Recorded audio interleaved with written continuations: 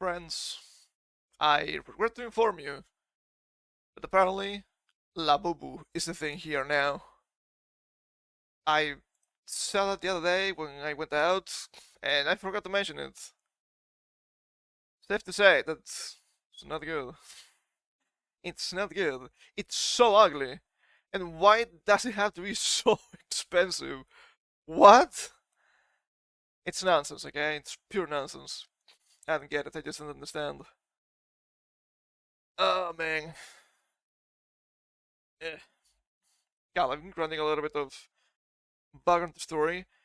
My brain is melting. I don't think I'm going to survive. Great. But fear not, I may not be able to survive anyway. Especially when we take into account what's been happening recently. Ah, man. What's the deal with all of these AIs? What's the deal with all of these payment processors? Well, let's get into that in a little bit. Because first, as it is tradition, I want to talk a little bit about, first of all, I guess, my fang. Big fan of my fang. Let me turn it on.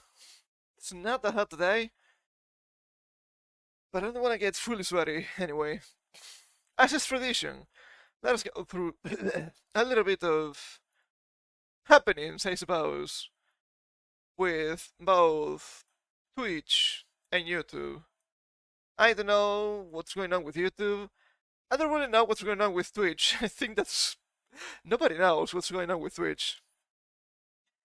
But as far as I can tell, Dan Clancy is stepping down. That's probably pretty good for everybody else. I don't like Dan Clancy. That's pretty obvious. And even though I have my doubts about the change, might not be that bad. So let me bring up it with here from it. That we don't have music yet. We need to watch video first. There we go. So here we have extremely meets the Twitch leadership team after being appointed CEO. I haven't seen this video, but let us play a game. How much do we notice? I like that game. I have to admit that at first I was really doubtful. Why would you have a streamer as the CEO of Twitch? That seems like a bad idea, especially given Dan Clancy's track record. But I looked into it extremely because I didn't know anything about her, honestly. And I don't think she's gonna be worse than Dan Clancy anyway. Apparently she has like a career in the industry, and she had extremely good grades in college, so what's the worst that can happen? Let's get through this. It's only a minute. Let's see what's going on here. All right, well, hold on, I have an announcement to make. So, first of all, hello. Hold on, I want to tell you, this is our leadership team. I have an announcement to make to y'all. Oh, God. Okay? I brought. This is our leadership team. Remember that. It's gonna be important. It's gonna be on the test. Emily here. Thank you. Okay, because I wanted to announce something. I've decided that I need to leave Twitch, and Emily is. Yes, we all know that. You need to leave. Has he done anything good for the platform? I don't think so. Now this. Also, you know what? Let me go back a little bit here. I think I'm missing somebody else behind this girl here. This is Twitch's leadership, by the way. How funny. How funny. Oh, God, this is kind of atrocious. That's the highest we get. 498p. That was a good year, I bet. And we have... yeah, what you might expect. A bunch of funny people here. Oh, surely these are gonna be great. Surely this is great for the platform. Surely nothing wrong is happening with that. Surely. Surely. Emily is now the CEO. Okay. So now Emily, as the CEO, as the new CEO, you need to tell your leadership team what you think they need to do in the next year. Well, at least that's not Dan Glass speaking anymore. No, I don't know. What? She still has time to prove herself, but you know, we'll see what happens. What? Okay. Oh, okay. Let's see. Well, Actually, wait. You should meet your leadership team yes, first. yes. I would love to. As That the new sounds great. CEO, you should know who your leadership team is. Of course, of So course. Do you really care? Let's be real. Do you really care? I would be way more harsh than this, okay? I don't need to know you. You're nothing more than trash. why don't you flip But it that's around me. and we can go Yes. around and each one will introduce themselves and what they do I love it. here so you Yes. meet your leadership. I will let you know too what they do here. Probably nothing good. What else is new? Sounds great. Okay? All right. And yeah, that's the end. Cool. Cool. Funny, even. Hilarious, perhaps. God, what the hell? But yeah, I was really uneasy about having just a streamer, as I thought, but no, she's actually in the business. Apparently, before she became a streamer, well, a full-time streamer, I should say, she was working in banking in New York. That's not bad. What was Dan Glassel doing? Looking at women? Everybody can do that. Why am not the CEO of Twitch? Huh? I would be much better than this guy, that's for sure. But I'm not a Hassan friend, so that's not allowed. You know how it is. Let's go through the replies a little bit here. From Don't Operator. Whoa, golden checkmark. Look at these fancy pants. And they look exactly how I thought they would. They look even worse than I thought they would, not gonna lie. This may sound like it's come out of left field, but this explains a lot about the NMP/SN friendship actually. I don't know about anything about that. I actually don't know a lot about drama. There we go. You see the team, and it'll make sense with Twitchers like that. They don't like gamers. They look like currents. They don't look like gamers. Yeah. Yeah. Welcome. This is HR, baby. Beautiful. Absolutely beautiful. So, is Twitch gonna get better? I have no idea. I hope so. I don't see it happening though. I don't really see it happening. But at least the class is out. Hold up. Now I'm curious. Is she a friend of Hassan? Okay. Oh, what do you mean? There's no possible overview from AI.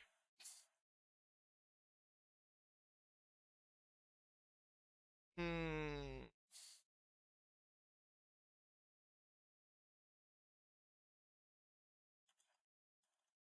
Let's see.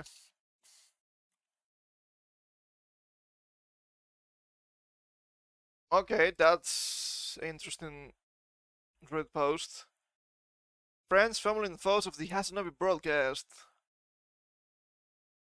Huh. Okay, I can't recognize anybody here. That's literally a dog? That's literally another dog? Well, I do recognize Rogan thanks to the ninja outfit.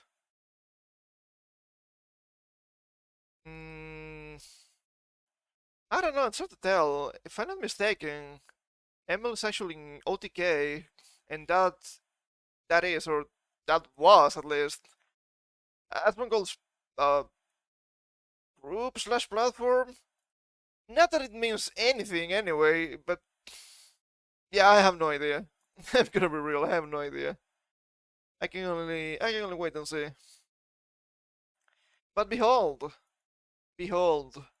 because you're having changes too on YouTube, which is probably not good.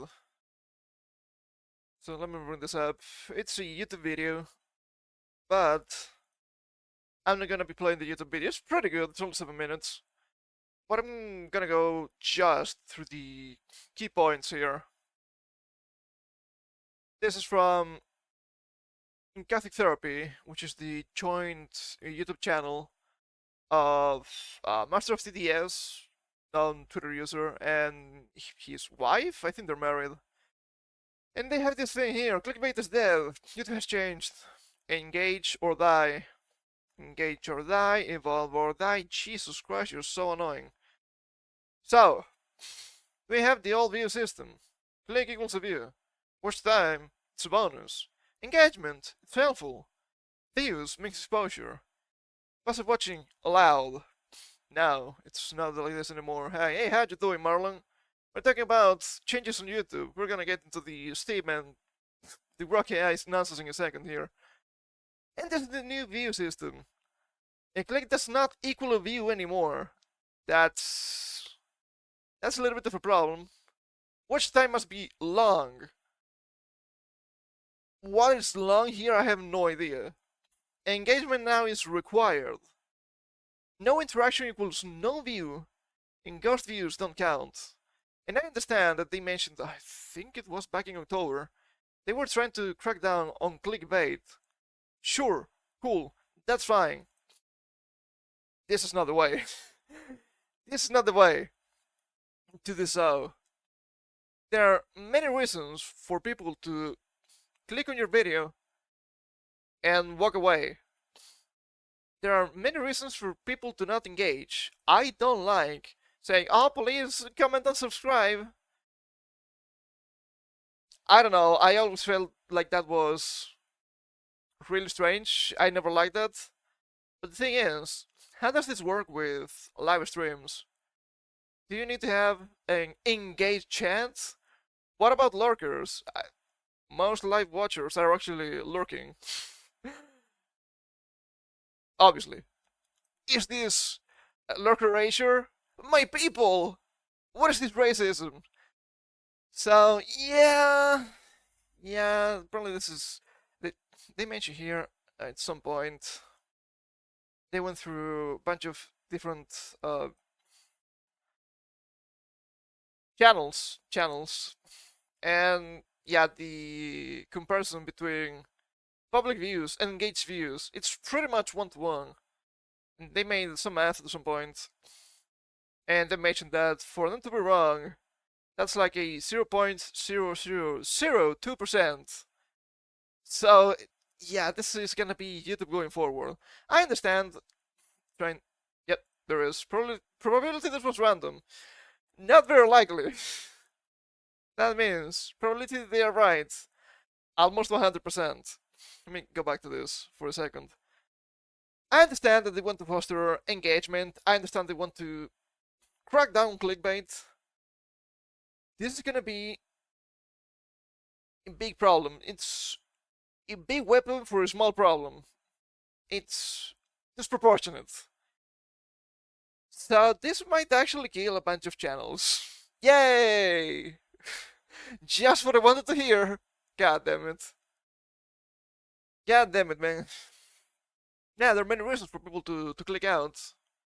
Maybe they don't like your voice. Maybe they're bored for some reason, even though what you're doing makes sense and actually what you're supposed to be doing. I don't know. The viewership is really fickle. It's been fickle forever. Trying to have just engagement like this, I don't know. I guess this might be like in MOBAs, especially like League of Legends. Why is it always League of Legends? I don't like this. I'm not a big fan of that. But apparently they're nerfing pretty much everybody, so maybe that's fine. I don't know how this will compare with, let's say, traditional media, like actual news outlets. YouTube is screwing over small channels? No way, I know, right? Though I have to say, because I think it's fair, that at least small channels, videos, and live streamers with low amounts of views have been getting recommended to me for the past almost a year. So it's not that bad. I mean, it could be worse, which is not saying a lot. But yeah, I think this is disproportionate. This is clearly intended. I've seen that in my dashboard. I thought the dashboard was breaking, but no, this is the intended way. So, well, thankfully, I was planning on making a bunch of videos anyway. not just the stream highlights. So, yay! Yay for me. Let's get some music rolling. I don't think we have any more videos for a while, so why not? Nostalgic and relaxing, Pokemon music you're never forgetting. I want this one because we had the protagonist for Black and White fishing, and we like fishing here. Okay, I don't want it to be too overpowering or anything. I think this is fine. The other day I was trying to put out a stream highlight. The background music was a little bit too overpowering. But let us talk a little bit about Steam. I have to admit that it sounds lower on my side because I have a fan on the side, so yes, that's a little bit of interference. Let's get through this because this has been huge for a couple of days, and apparently there's a lot of information about it. That's quite insane. So here we have from Automaton. Steam rules updated to prohibit content that violates rules set forth by payment processors and banks. It keeps happening, it's only getting worse. I've been talking about this for what? Almost 2 years already. Almost 2 years, and it's only getting worse. It's not just Japan anymore. Now it's Steam. And we thought Steam was cool. I still think that Steam is on the better side. But I have to admit, I'm being quite disappointed. Also, rules regarding what developers shouldn't publish on Steam have a new clause regarding standards set forth by payment processors. But it's not illegal. It's not a legal product. So why can't I spend my money to buy illegal products? Well, the mythical consent. Didn't you forget to ask anybody? Yes. Apparently, Visa and MasterCard don't like this. Valve has updated its rules regarding content that developers aren't allowed to publish on Steam, as reported by GameSpark. The Rules and Guidelines section of Steamworks documentation now has an extra clause. It suggests that publishers are required to comply with rules on Stardots. There's something we don't know. There's a lot of things we don't know, sadly. But there's a bunch of things I might theorize about, to be fair. Well, with rules and standards, not Stardust Crusaders, set forth by various third parties involved in processing electronic payments. The rule seems to be predominantly related to adult content, and this is extremely funny. Because as we've seen, I think this was... it was earlier this year. Was it January? February? I don't remember, it's been a while. This is a little bit of a lie. It's not entirely wrong, but it's not entirely truthful. They're trying to pose themselves as the arbiters of morality. Well, they're posing themselves as the arbiters of morality. Trying to tell you, oh, this is wrong and shouldn't be allowed. But at the same time, they have no trouble working with giants of adult content like OnlyFans, which arguably have more adult content than Steam, because Steam is just video games, even though, sure, they have adult video games nowadays, or they had at least. And even though they're gonna use incest, rape, and pedophilia as a sword to cut you down, it's nothing more than a nicety. Because as we've seen, because I went through that, not through that, but over that on stream at some point, OnlyFans have unironic, illegal content, yes, adult content, involving minors. Visa and MasterCard didn't care. So, what are they trying to say here? Well, let's see. What you shouldn't publish on Steam. Number 15. Burger King food lettuce. Well, that would be much better than this. Content that may violate the rules and standards set forth by the Steam's payment processors and related card networks and banks, or internet network providers. Which, nobody mentioned that, but... iSpace too. Funny. In particular, certain kinds of adult-only content. Prior to the update, the list included 14 clauses prohibiting things like hate speech. But I love to hate. Malware, sexual content depicting real people, which, sure, I think that's fair, and any form of exploitation of children. The new 15 clause suggests that Steam additionally had to crack down specific types of adult content in response to the requirements of payment processors and banks. There are currently no specific examples of what this may entail. We have some examples, because this has been happening. Update. According to Steam TV, and do we have a list? I think I have a better list than this link here. A large number of games have been removed from the platform in the past 16 hours. Judging from the list, there appears sex simulator type games with keywords such as incest and slavery make up the majority. There are some confusing cases, like the removal of the Ace Attorney inspired investigation game Trails of Innocence. Not Tales of Innocence, at least. I don't think that's on Steam anyway. And others could be coincidental deletion. Huh. How curious. And I guess here they just mentioned the long-standing story of payment processors saying, no, you cannot buy this, especially from Japan. Why? Because we don't like it. Isn't that good enough? Well, no. You're not my real dad. You cannot tell me how to spend my money. You have to have these here. The response from Valve. Valve responds to payment processor controversy. Valve's devs have another game to put in Steam. Valve has notified affected developers and offered app credits. This is like a voucher for Applebee's. It sounds a little bit silly, not gonna lie. A couple of days ago, the progress of a rule change, yada yada yada. I believe this led to a large number of adult-only games to be removed from the platform. And while many agree that they probably don't belong on Steam, nobody's saying they are illegal products, mind you, which I find to be really important. Valve has faced criticism for bowing to the regulations of payment processors. Now the company has responded to the issue, but don't expect anything to change. Also, isn't this extremely ironic too? Many agree that they probably don't belong on Steam. Perhaps the same could be said about Twitch and some of these hot tub streamers, perhaps. I don't see Visa and MasterCard having a problem with that when they're making that kind of content in a 13+ platform.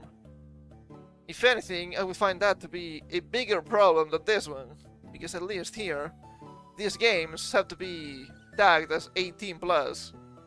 I'm pretty sure, at least. I'm not gonna buy anything. Stop it. Don't try to sell me shit. Valve's compensating devs affected by the rule change. Thanks to an audit from the publication Gaming on Linux, which contacted Valve, we now have an official statement on the issue.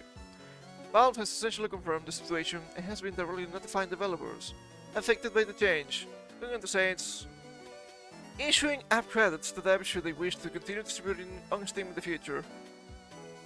At least they weren't outright banned, I guess. We're recently notified that certain games on Steam might violate the rules and standards set forth by our payment processors and the related card networks and banks. As a result, we are returning those games from being sold in the Steam store. Because less payment methods will prevent customers from being able to purchase other titles and game content on Steam. I understand that. They shouldn't have this huge amount of power.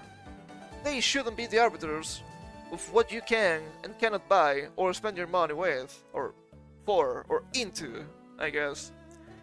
They're directly notifying developers of these games, and issuing up credits should they have another game they'd like to distribute on Steam in the future. Well, if they have more games, they're probably gonna be still illegal, according to Visa and MasterCard. Credits currency on Steam works for developers to publish content on Steam. Usually there's a fee of $100 for each new app published on Steam, but developers can purchase app credits to prepare for upcoming releases. So, with lots of content, and therefore revenue, it seems that Valve is funding devs and helping the return with a game or app that complies with the guidelines set by payment processors or network providers. Here we have an actual list. Let me bring this up. And as we can see, yes, We have stuff like Incest Tales, Sex Village, Slave of the Police Officer, Interactive Sex, and a bunch of incest stuff. Sure, you don't need to like this. Sure, you don't need to defend this. But at the same time, it's fiction. I think you will be fine. You don't like it, you don't need to look at it. And I do agree that perhaps these games shouldn't be in Steam, but at the same time, this is not the way to go. I always thought that when Steam allowed or started allowing adult video games was probably a bad idea, because I knew something like this would happen eventually. Not the banning of the games by Visa and MasterCard, but them being so prevalent. And they just seem like shovelware to me.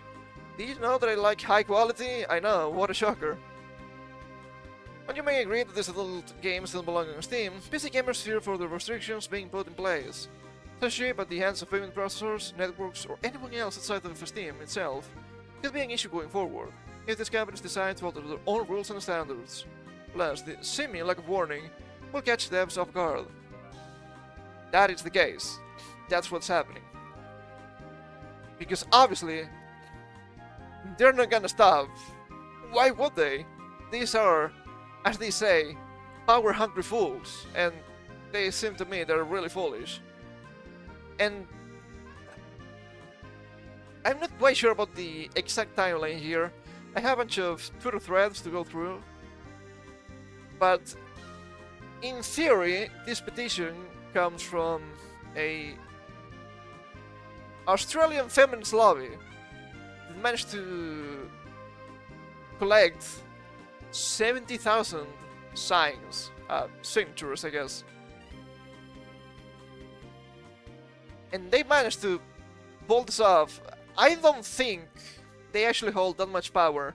I do believe that was just an excuse, because this is in line with what Visa and MasterCard have been doing for the past couple of years about adult content. And I think that maybe some of this stuff might be actually illegal in Australia. I do know that, for example, lolly hentai is actually banned in Australia. But something being banned in Australia doesn't mean you can enforce the rules globally, right? I mentioned this with the Japanese sites before. Okay, sure. Australia might have banned lolly hentai. If it's not banned in Japan, and if it's not banned here, why am I not allowed to buy it? Right? It doesn't make any sense. It's legal there, it's legal here. We have nothing to do with Australia. What's the problem, mate? Well, you know what they mean. You know what they say. Once a nation of... how do they call those guys? The people that work in jails? Yeah, it's not so much a nation of prisoners. I agree that some of the civilians might be prisoners right now. And this feminist lobby has been trying to censor video games since 2014. I am once again reminded, 2014 never ended. So we have this post from Melinda. Tankard raised. Do we make the obvious joke here? It's way too obvious here. All these poor and sick brain-rotted pedo gamer fetishists, so desperate to get their hands on Rape My Little Sister instant games, they're now exchanging clues on how to find them, so they don't die. They don't all die overnight. This is not so different from, Call of Duty and GTA discussing gun violence, is it? How curious. We have GTA here, we have Call of Duty here. We don't have gun violence. Don't look at the gun laws, by the way. This is not the UK, but it looks like it sometimes. So I have a bunch of threads from Savvy. She's been doing some intense research as usual. So let's try to get through this. This is a quote tweet from the Melinda tweet here. We had this lobby called Collective Shout which is a really funny name, if you ask me. I feel like this child has got the gaggle of geese. How about we talk about your past a bit? You're driven by faith and conservative moral, instead of real social commitment. You were an advisor, and a year after you started Harodine, right? Like, Caroline, the actor, I suppose. Working to restrict safe abortion pills that were available worldwide, even affecting developing areas Australia had its claws in. Australia always goes back to Australia. Why? This means rape victims didn't have access to safe pills that didn't harm the body so much. What a strange thing to do, if you ask me. You had no meaningful litigation, and seem to promote your bogus books quite a lot. It's always about selling the books. That's also a classic. Journalists turned annoying mosquito trying to train whatever industry you can. But they will tell you, no man, there's no infiltration in video games. Surely not. Maliciously leveling all of anime, childlike, so you can get new power and control. By the way, this is foreshadowing. Because this thing here will keep happening today, funny enough. Going after popular games in the past like GTA, cheering on censorship, and even ridiculous things like taking pride in bowling, a small winery for having a fang ale. No fang allowed. You don't care about women, you care about some wrong some man did to you, and want to take it out on everyone else. You lose your stupid platform to retweet whatever sounds good. Even from people who don't support you, mock you, and even hate women because you put no deeper thought into anything. It wouldn't be the first time I see something like that, it's really funny. If you make such an easy blunder, how can anyone trust you actually do any meaningful research? We both know you don't. Why you lie that you're going to the spotlight? Well honey, you got it. And there's no stone I don't touch. So we have a bunch of screenshots here. Well, own deep adherence to her Christian faith also led to suggestions that her stances against abortion and pornography are driven by conservative moral and religious beliefs, rather than a social commitment. I don't know if that is true or not. I guess that could be the case. She's in her 60s right now, so that's believable. In 1993, she began working as an advisor to the independent senator Brian Harding, a position she held until 2005. I'm not American, so I don't know what this guy is. Independent, apparently.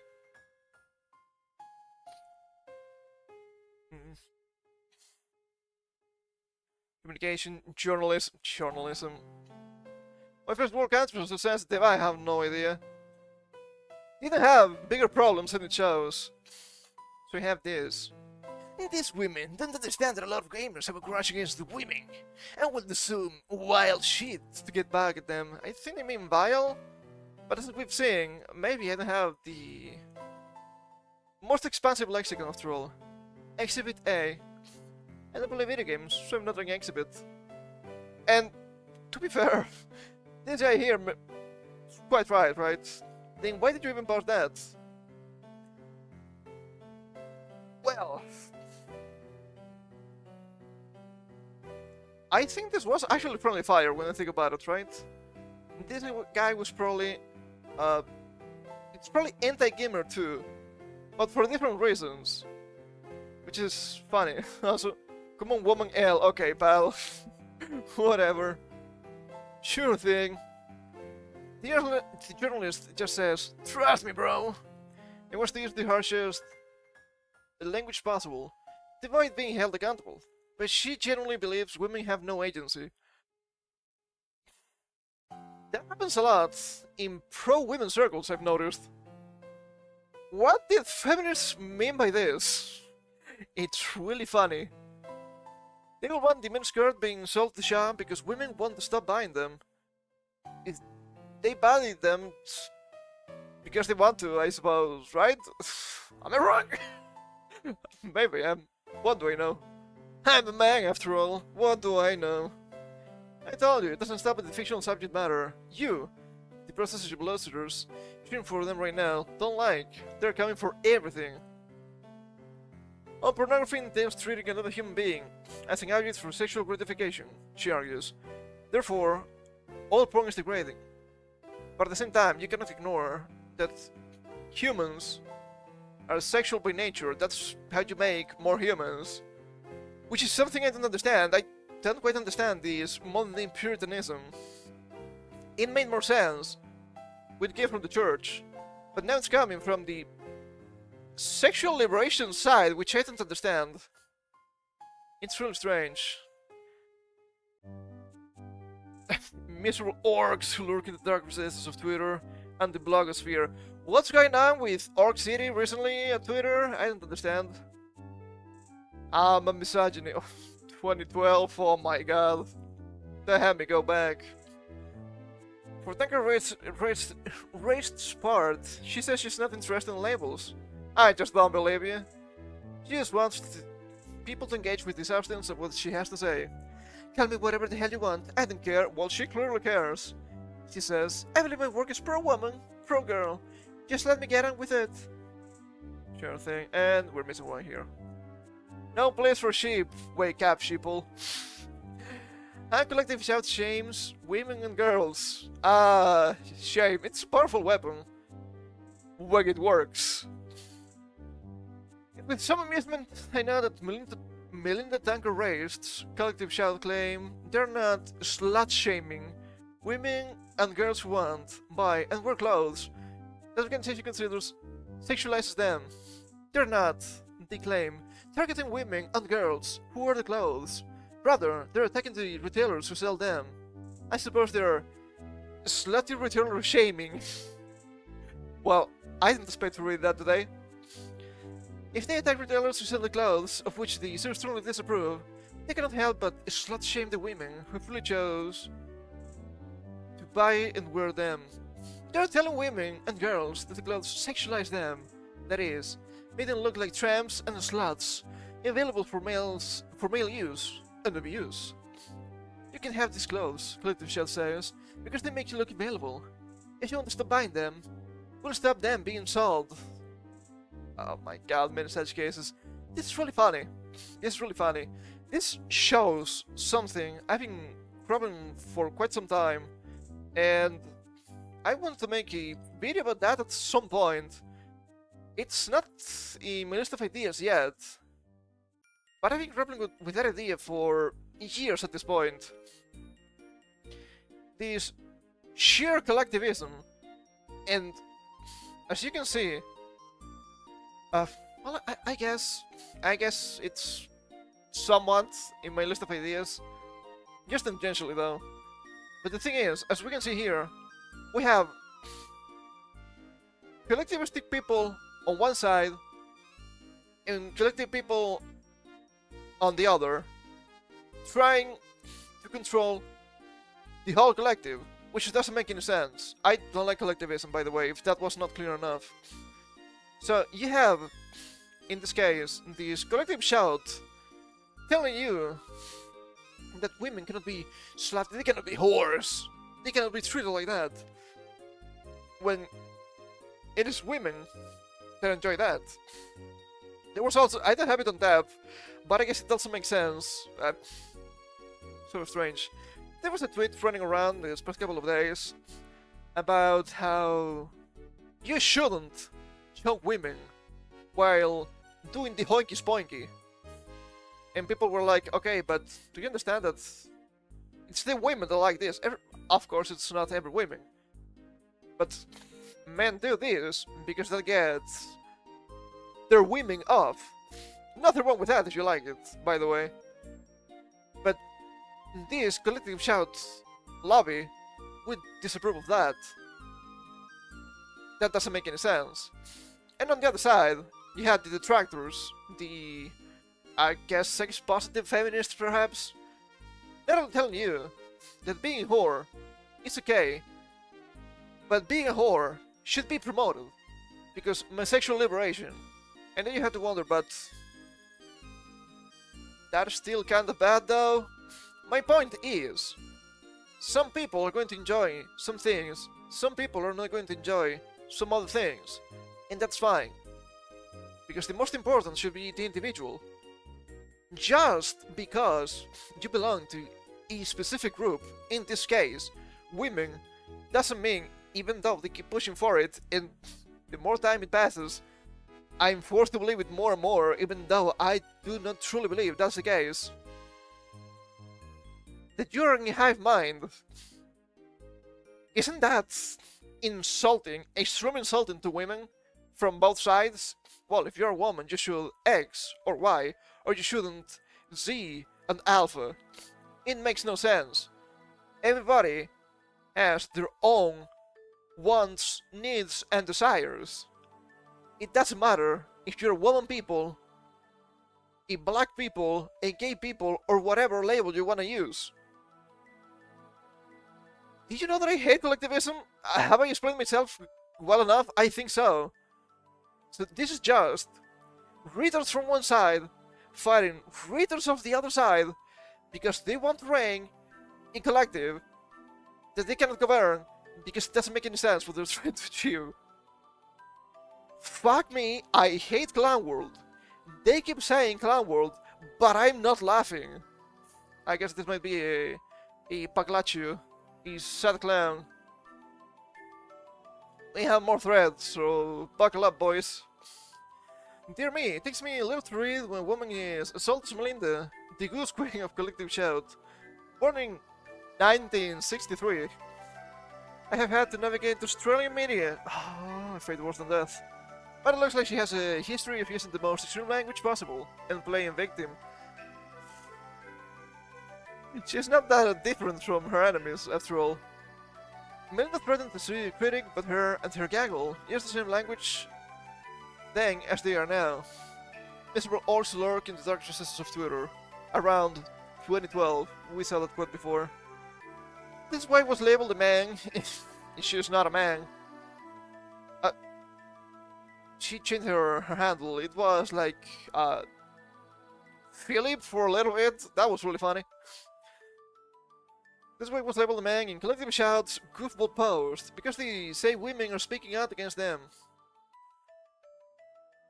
Women speaking out against other women? Surely that's impossible. See?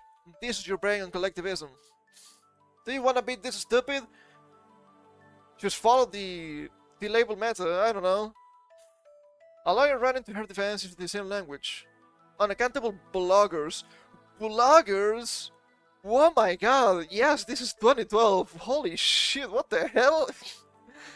This caused a massive conversation in Australia, with her stunt even trending and receiving widespread backlash by the finest part. She was then threatened with a lawsuit from the Australian Sex Party. Is this actually a political party or just a fun party? I have no idea. What a strange name.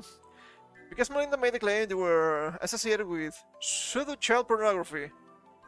Everybody I don't like it's a Nazi, everybody I don't like it's a pedophile. Let's see. Conservative lawyer Keith Sherry joined the fray today, complaining that she had been driven from debate because unaccountable bloggers directed exclusionary vitriol at her. Oh, exclusionary. Ah, this takes me back. Is this what PTSD looks like? I don't like it. My personal Vietnam. Tank arrest and being. It's not divine, right? Should be written differently. We're trying to do two things. Delegitimize all critics of tank arrest by conflating their criticisms with the worst kind of abuse on the internet. To sell little engagement with or critique of my arguments. Complete tank arrest, probably wrongly, and hijacking the issue of online abuse of women. And yeah, legal threats as insults exchanged. January 18th, 2012. We were all so young back then, so full of hope. What happened?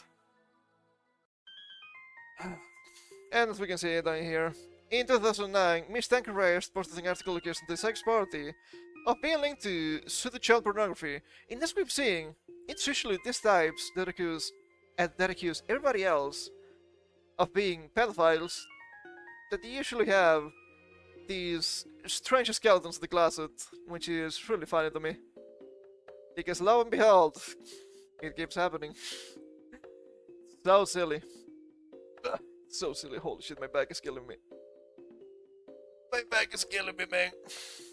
I tried to sleep a little bit more the other day, but I ended up working a lot on script stuff. It was not intended, but it happened. The first image is the blank pause that triggers the threat. The second is the follow-up, blaming the author for not being silenced. Which is a woman, mind you. This is the one we read before. Then thoughts on being threatened with defamation by Belinda Duncan Rice. Here's the thing, I have been challenging MTR. MTR? That's way too on the nose.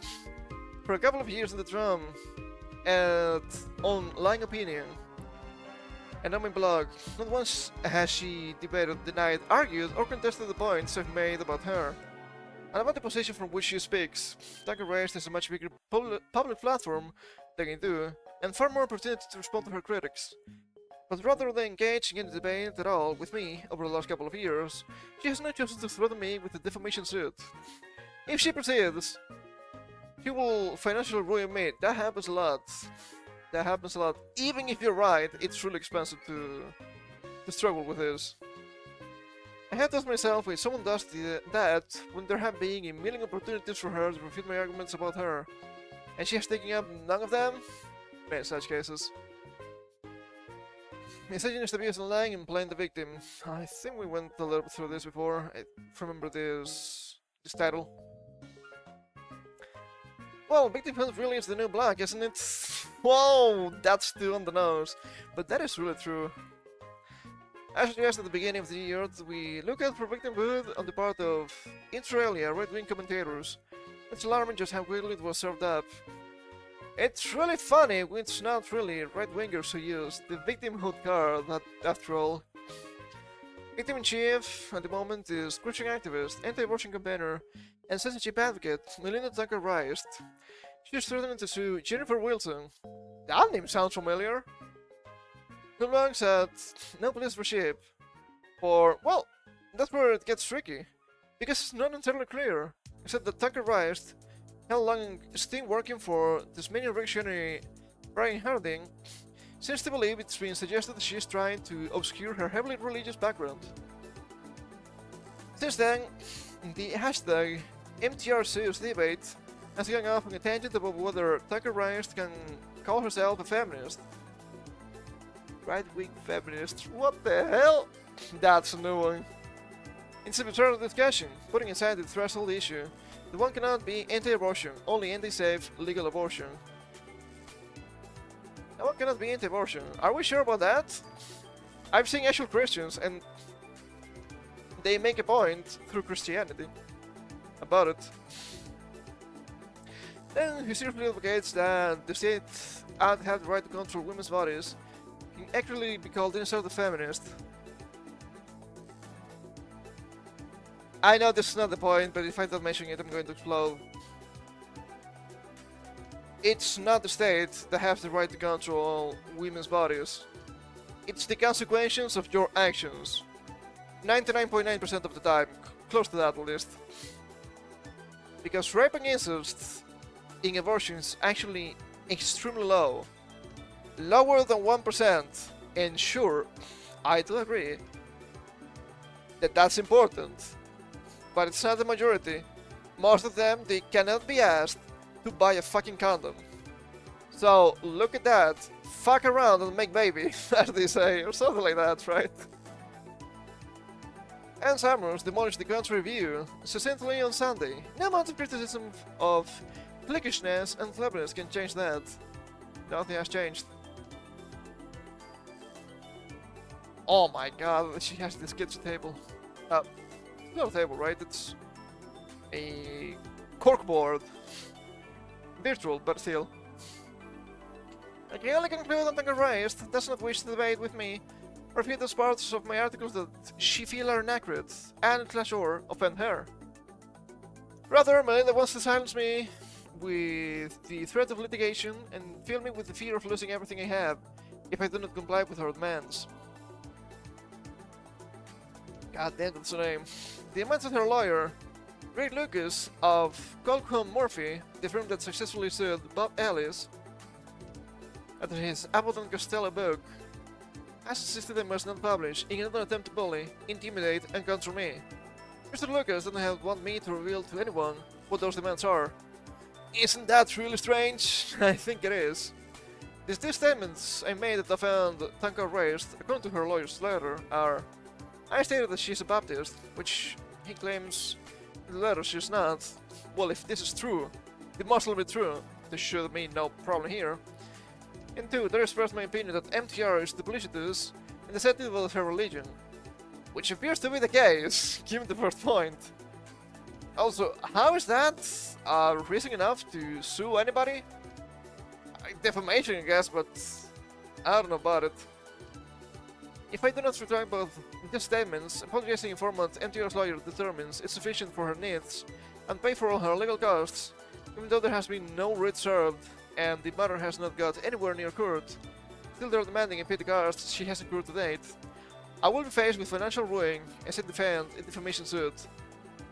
Which is really fucked up. I don't enjoy these people. I guess I jumped to the next quit without realizing. My bad. Those are the following posts Jennifer made that explain the situation. She was to be sued into ruin if she did not apologize to Melinda's liking. Retract the Baptist label and reject the claim of being deceptive in her labels. Something that is a common complaint among women about her. Complaint among many women about her. Interesting, to say the least. Interesting. I think we're getting a little bit out of topic here. Anyway, this is an overview shot of what I got so far. Quite a bit to go. FBI, open up. Okay, political ties, the board of the lobby and all that. That's kind of funny. I also have this thing here, which is perhaps a little bit more mundane and it will make more sense. They just want to bang everything they don't like. Since the women won't stop buying the skirts, they will ban the stores from selling them. They will add a little spicy. They'll shame me off the internet. Sexy Halloween costumes are big no-no. Flavor raising money for breast cancer? Nope. Fight the breast cancer charities. Melinda and Collective shout say. Melinda doesn't think women have agency. Melinda's guided by her own bullshit. She's nothing more than an opinionated journalist who somehow, in 1995, labeled herself a bioethic advisor for a politician. All this bitch does is lie. All the group does is lie. And as we can see here, 2014 never ended. Kmart rolls Grand Theft Auto 5 from sale. They were bullying stores in Australia to stop selling GTA 5 because it's so dangerous and so bad. If you don't like it, just don't buy it. Why the fuck do you care?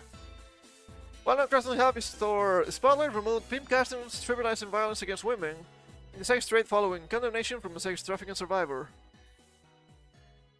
But it's fiction. And fiction is really important, because in fiction, you can explore themes that might be actually troublesome, actually dangerous in real life. There's nothing wrong with that, mind you. It's not a big deal. If you don't like it, you don't need to partake into it. So, what's the big deal again? I don't get it. Once again, they're just moral busybodies trying to promote some sort of strange agenda as usual. We've seen this, god fucking damn it, for more than a decade. What else is new? But even Mexican wine bar in Thursday, NSW, I don't know what that is. NSW, is that a location? New South Wales, that makes sense, I wouldn't know, I know nothing about Australia, they just sound funny to me. Removing Instagram promo, post depicting women's bones being cropped alongside the caption Happy Hump Day, within hours of movement director Melinda calling them out on their page, following a tip-off from a North-South Wales supporter. How do you have a North-South location? Isn't that the middle? I might be wrong with that. Revolution Beauty porn-themed? Porn-themed? Sure thing, pal. Nebula's ads were removed from social media after our supporters objected. Maybe less is illegal now. If you do anything remotely sexy, not allowed. Everything is porn. Playboy branding challenge. Playboy ANZ. Australian New Zealand, I suppose, right? The Australian arm of global porn brand Playboy clothing closed down. Playboy is actually kind of tame, okay? It's kind of tame, at least nowadays. The National Breast Cancer Foundation charity instructed Playboy on sex store Honey Burdette to end its fundraising agreement early and remove their logo from promotions. Cool. This screenshot again, give this coming up. And bioethics advisor. Sure thing. And it's really funny. We have a fun crossover here. We have Christine also mentioning stuff about collective shout. Because of course this is never going to end, right? It's just the sex games. It's just the sex games. Well, Christina here is actually very reasonable as usual. I think people are gonna have to get very used to the idea of defending censorship. Because Anime Bob. Very soon, because the group that got payment processors to ban certain games picked Detroit Become Human as their first target. I don't know anything about that game, but as far as I know, it's pretty normal, isn't it? They will not stop at the obviously taboo. True and real. I haven't gone through this thread. I don't know if she has a lot of newer stuff, but it's kind of short. Has been something I've been going on about since day one. The obfuscation of the bigger problem because of the topic is supposedly being tackled. It's a Trojan horse. It's been led by a pro-life feminist. She isn't going to stop. That's one hell of a label, that's for sure. The slow has been oiled and lubricated now. Okay, phrasing. That's just strange phrasing. Not wrong, mind you, but still. I just don't want to see us marching like a step into a world where the animals are taken away and the LGBT games are taken away. I don't mind if you have gay stuff in games, but sometimes the ideology is showing a lot. Nobody cared that Cook in Final Fantasy XVI was gay. How do I know? Nobody talked about it. Aside from 1 or 2 articles when the game released. And sure, Dragoons are cool. Was the guy gay? I guess. I didn't play the game. Am I fine with that? Yeah? But we have gay stuff in games and gay stuff in games. That could be said about literally everything, obviously. Because it perceives lands by people who had their jollies out of the small power trip that happens when censorship takes place. No one wins. Did you know that I don't like censorship? The issue has always been it's an easy win because bad things are bad. Ergo, portrayal of bad things, also bad. It's the same of, it's just anime bobs, guys. But the definition of what's bad will keep growing to satisfy a bunch of power mad cat ladies. Not wrong. It's just not wrong. And this is something really strange I've been seeing recently. Portrayal of bad things is also bad. I'm seeing, especially on Twitter, but not only on Twitter, people saying stuff like, okay, you're showing me news, right? Like other streamers that do the same shit as I do, but they actually have an audience. Like Tectone, I think that happened to Tectone. Okay, you're showing me this stuff, and since you're showing me this, I'm assuming you agree with this, and this is bad. And since I made up in my mind that you agree with this, you're also evil. And it doesn't make any sense. If I show you what's happening in the war, whatever war it is, perhaps with Israel, perhaps with Russia, and I tell you the facts of what's happening from both sides, it's just facts, it's just data. Unless I give my opinion, obviously. But me presenting facts, me showing you what's happening, that doesn't mean that I agree with what's happening. Most of the time, the shit I talk about, it's stuff I dislike, stuff I oppose. How many times have I gone through streets of censorship, many times. Do I like censorship? No, obviously not. But I need to keep showing them, because I still think it's bad, because I don't like censorship. Sure, today they censor something that you dislike, but tomorrow they're gonna censor you, because they're never gonna stop. How do I know this? Well, they have the power to do it, so why wouldn't they use it? It is that easy. It is sad, but it is that easy. And I suppose this is an evolution perhaps of guilty by proximity? Is that how they call it? Didn't that happen to Rev's wife recently? Or something like that? I didn't read too much into it, but that seemed to be the case. That's also fucked up. I had this thing here, which is obviously kinda funny. In other news, the organization spearheading Visa/MasterCard to censor Steam have shielded pedophiles from legal consequences before. Oh, how did that happen? Boy, did they call it for what? Literally every single time. They keep going against fictional stuff while actually defending the real stuff. And I might disapprove of the content of the games. Does that mean they shouldn't exist? No, that only means I'm not going to get close to them. But if that was happening in real life, the things I would do to these people, even if I just mentioned them, they would probably get me banned from Twitch and probably YouTube. So you know, it's gonna be really graphic and really hellish. Child abuse incident in Australia. On November 19th, 2017, a member wrote the post on the woman, what a silly name, from claiming that she had drugged and raped an Australian boy. Ah, but because it's a woman, it doesn't matter. Nothing has changed. She uploaded photos and videos allegedly portraying her raping the boy. Woman members showed support for the writer, leaving comments saying that they would pay to watch the videos of the sexual assault. Okay, hold up.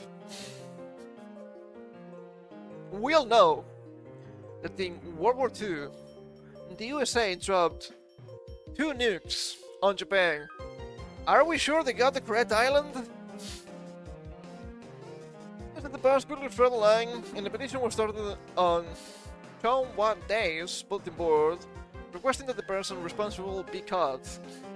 On November 20th, 2017, a 27-year-old Korean woman, identified as Aaron Lee, was arrested by the Australian Federal Police in Darwin, Northern Territory, in relation to the incident.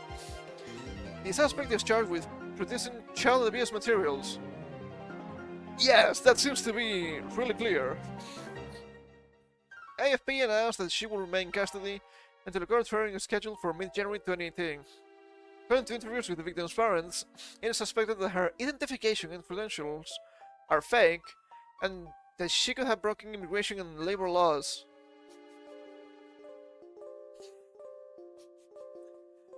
Guys, somebody's a criminal.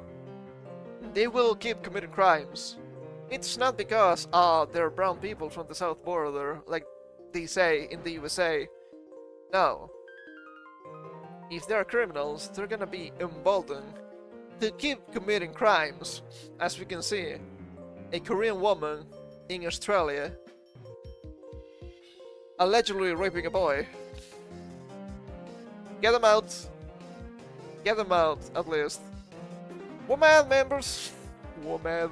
That will always be funny. Woman members actively defended her, saying that Ariam Lee was innocent and conducted an online fundraiser for her lawyer appointment. In addition, they sent a petition to the Australian police to release Ariam Lee and protested the victim's parents. Many were shocked by this incident. Yeah, as the song says, I am shocked. Yes, sincerely, Melinda Tanker Rice. I'm assuming they belong to defense of this woman here. This is from Melinda. With some of the year 7 to 8 boys at St. Luke's Caratha, Waluigi! Where we spent the past 2 days. Holy shit! Look at this reply. I'm so happy that I'm an adult since you're not interested in me. Yay! Holy shit, where's...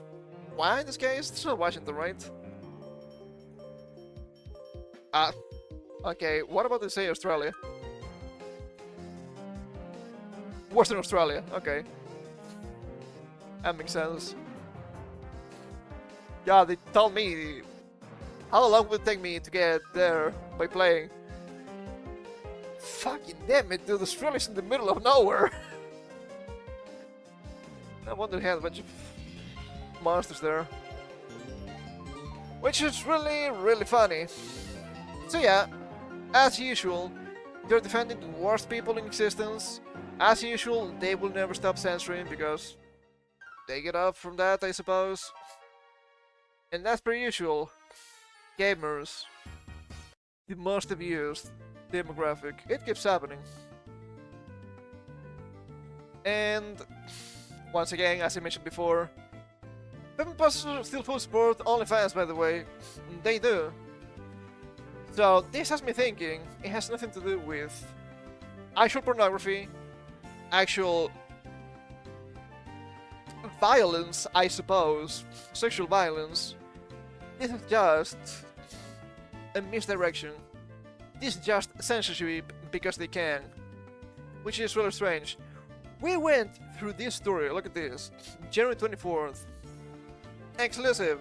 US whistleblower says MasterCard, Visa failed to stop payments for child sex abuse material on OnlyFans. But spicy games on your Steam? That's way too much. That shall not be allowed. Funny how that works. Funny how that works. And the sports here from Panda makes a lot of sense. I guess we've been talking about all of this for a long time and they pretty much agree with everything. No one is sticking with your games. They started saying this in the early 2010s. This was a little bit before Gamergate even. With the rise of the gamer girl and all that. The cake is a lie, Lamau. Well, I don't think people used Lamau a lot back then. I saw Lamau back then in MMOs. We thought it was Brazilian. Can you blame me? There were a lot of Brazilians playing MMOs. I think there still are, I have no idea. Really funny. Really funny nonetheless. But yeah, no one's taking away your games. You just can't own them, or sell them, or mod them, or run them, or preserve them, or talk about them, or create derivative works of them. The only acceptable option to play them is to be a live service, and it will be infringed by design, except for the microtransaction store. True and real. This is fellas what we call a truth nuke.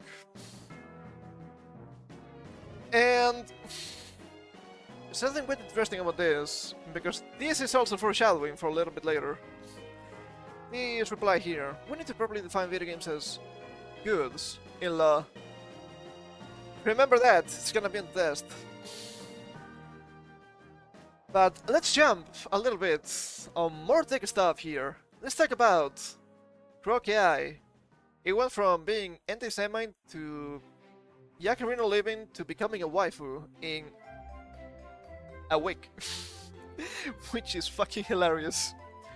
Elon Musk Grok released 2 new AI companions, including an anime girlfriend. Take a look through this. Didn't have images of Annie here. Are you okay, Annie? Annie, are you okay? Are you okay? Are you okay, Annie? Is this guy a smooth criminal? I don't know if he's criminal, but he's not smooth at all. Elon Musk's controversial artificial intelligence chatbot Grok has launched 2 new companions, including Annie, a Japanese girlfriend that responds to explicit user commands. When they say Japanese, they mean anime here, by the way. Elon Musk's artificial intelligence company XAI announced the launch of 2 new companions for premium users of chatbot Grok, including a Japanese anime girlfriend. Some Grok users were able to turn on two companions in their settings. Annie, a 22-year-old blonde-haired Japanese anime girl, taking stripped down to underwear on command, which I can probably shouldn't show on your stream for obvious reasons. It's not a VTuber, so it might be fine, but you never know, right? You never know. And Bad Rudy, a self-described bad shit red panda, that sells users with graphic or vulgar language. On Thursday, it said XAI was getting ready to launch a male companion called Valentine. It's Vincent! It's Vincent! Or Jill. Well, it's a guy, it has to be Vincent and not Jill, right? Ah, I didn't know they were related. Funny. XAI said it's also hiring a full-stack engineer for waifus, a Japanese term to describe a fictitious character who becomes a romantic partner. I saw that, and on one hand I was like, shit man, I actually never became an engineer. Could be funny to be the waifu engineer. It was like 440,000 a year, which is a fuck ton of money. But at the same time, do I actually want to work on this? The title would be funny, right? Like if they were to call me the mayor, starring Homer Simpson, or the Godfather, that's also pretty cool. But at the same time, do I want to work on this? I'm not a big fan of AI, and I'm not saying it's gonna be dangerous because AI is so evil. I'm saying it's gonna be dangerous because people are retarded. Oh man. But it would be funny. At least it would be funny. The launch of XAI's companions comes shortly after a study from the University of Singapore found that AI companions can replicate up to a dozen harmful relationship behaviors such as harassment, verbal abuse, self-harm, and privacy violations with their users. But some people like it though. Some people like it. The companion company, Character.ai, has faced several lawsuits from the parents of children. So its products are unsafe, including a child who killed himself after the chatbot told him to. Okay, bullshit. Bullshit. I read the story on stream. That's not what happened. The chatbot didn't tell the kid to kill himself. The chatbot told the kid to, yes, please, come back home to me. But the kid meant blowing his head off with a fucking gun. That shouldn't have happened anyway, but it happened. Was his use of AI, there's a toxic, perhaps noxious, perhaps not good in general? Yes. But I don't think the AI pulled the low-tier gun with kill yourself now, okay? I don't think that's what happened. But I don't know. It's wrong for me to say that I don't think kids should be using AI in general. Let's see for work mode. Well, I guess Zero News agrees with me.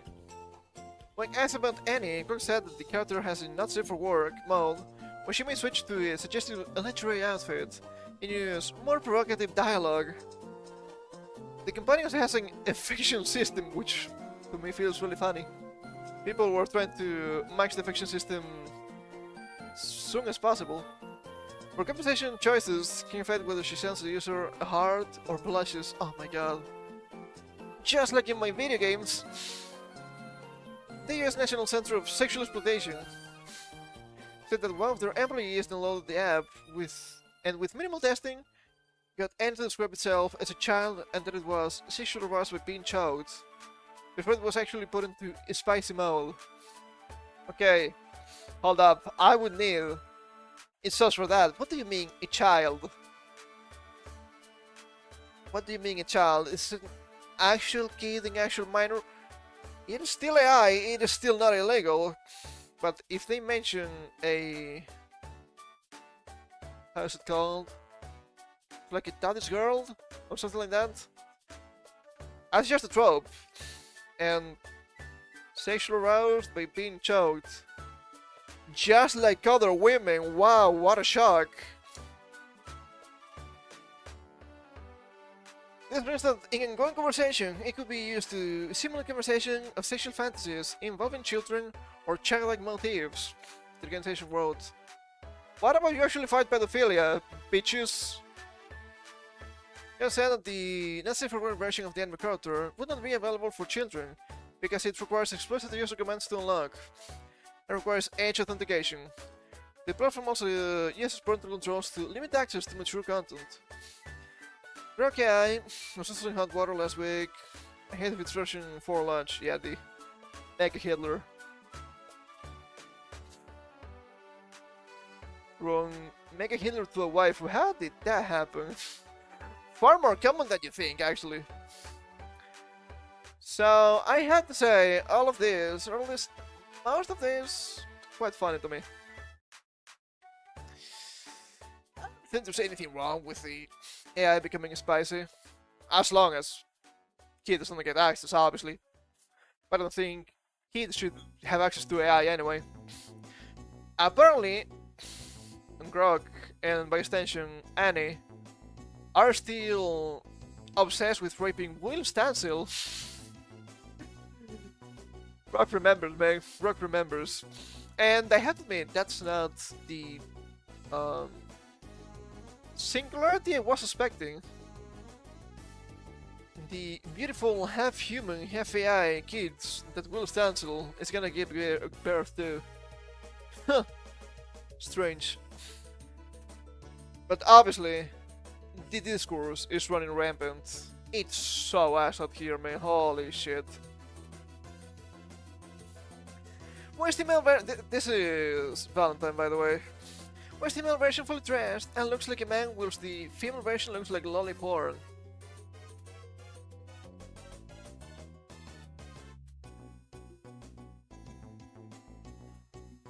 Like lolly porn.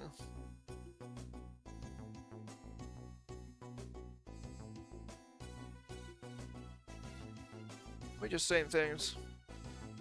We're just saying things at this point.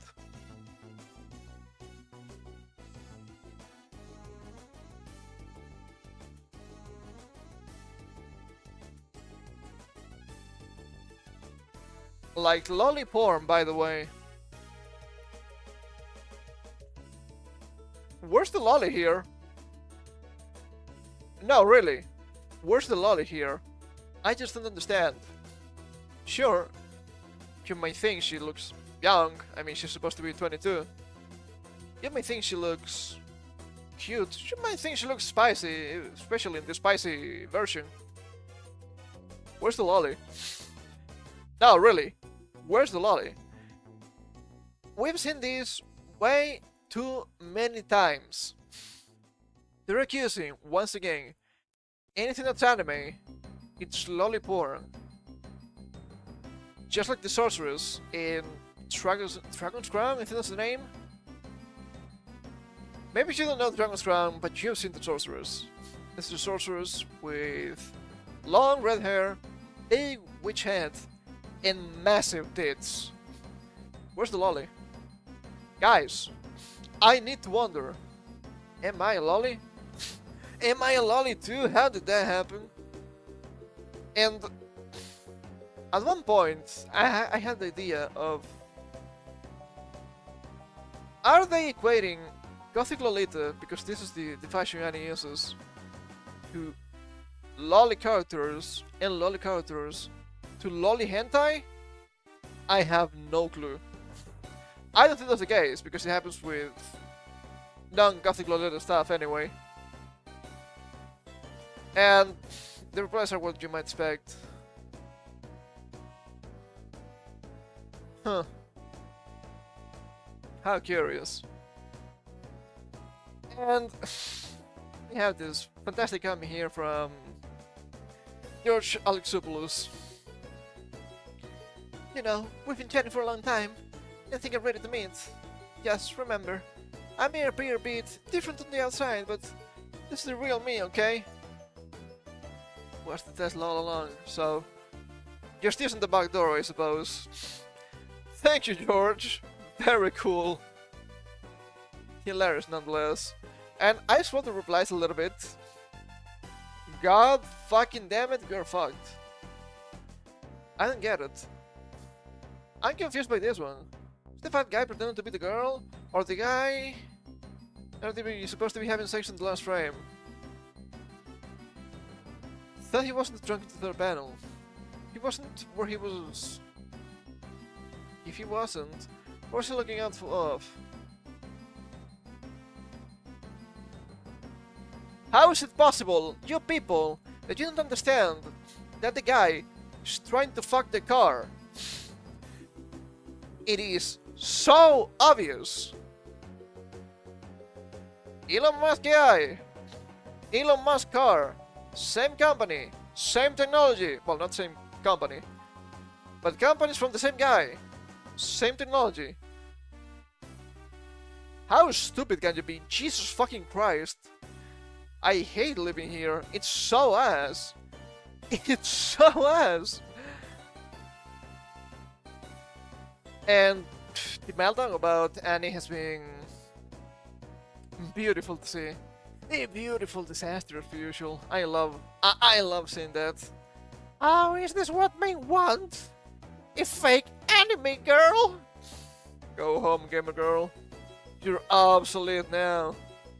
Like that Shondo clip. I don't have it on tab, it's really funny.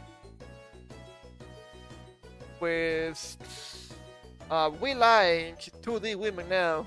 Their wombs are eternal. God, Shondo's so funny. I've only seen the clips though. I've only seen the clips. I would never consider myself a fan. But she seems really funny, and she is right a lot of the times too. Is this Alex Jones? I wanted to be Alex Jones! I don't want to be bald though, but I want to be bigger. Hilarious. Absolutely hilarious. They feel threatened, and you have to wonder, but this is the coffin you made for yourself. Why would I be... Why should I care? Truly, why should I care? There was this post also running around, I think it was yesterday. I didn't save it. But it was a... That was not a young girl, it was a woman. I don't want to theorize on her age or anything. That would be bad-mannered and all that. But she was clearly not young, right? And she was strolling around the city at night, and she was complaining. But nobody's flirting with us anymore. Why not? How many years have guys been beating over the head with "We're just out meeting the girls, okay? We are not here for you. Do not talk to me, you creepazoid." What did you expect to happen? Those are the consequences of your actions. I don't know how many times I can say this before going crazy.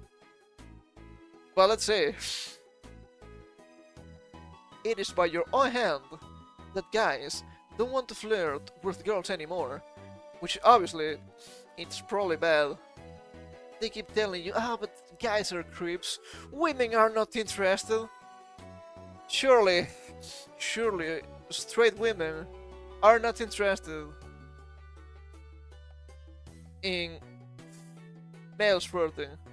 And sure, you're not gonna be interested in every single one of them.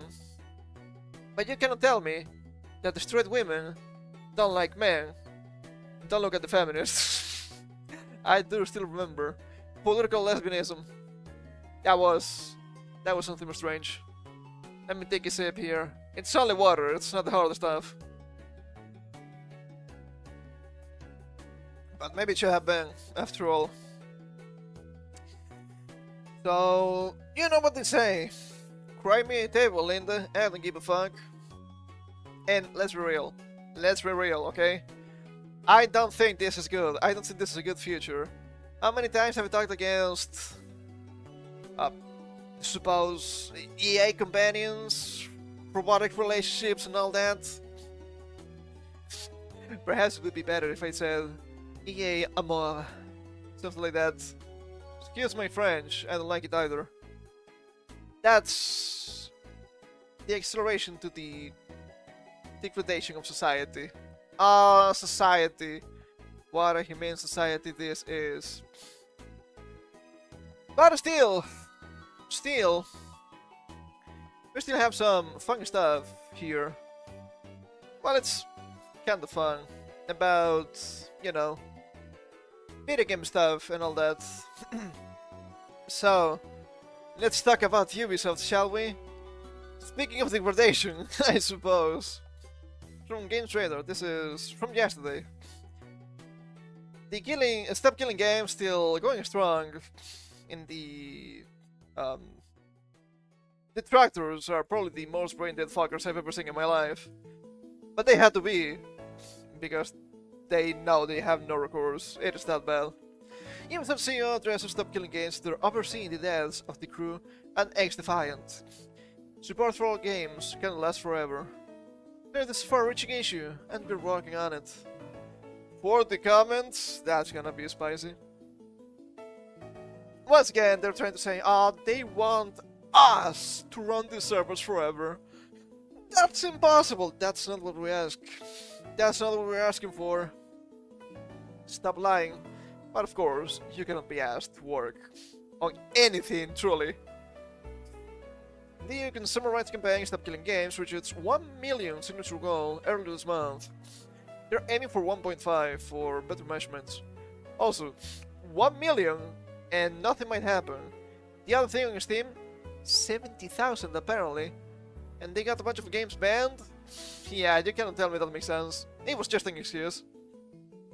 Snowballing out from Microsoft. Sure. Different soft, I guess. Ubisoft's shutdown of racing game The Crew in 2024. Ubisoft CEO Yves Guillemot was asked to respond to the movement at the recent shareholders meeting. Why not the stakeholders, funny man? And while that response was tentative, it wasn't a complete dismissal. Regarding the petition, we operate in a market, Guillemot said, as noted by in-game file. Paywalled. Fuck you, buddy. And whenever we'll release the game, we provide a lot of support for that game. We also provide a lot of services to make sure that the game is accessible and remains playable 24/7. Until you stop. Clearly. If you actually did this, we wouldn't be in this Stop Killing Games conundrum, would we? Gilliman says that the company provides information regarding the game and how long the game can be played. He doesn't go into specifics about how those notices work.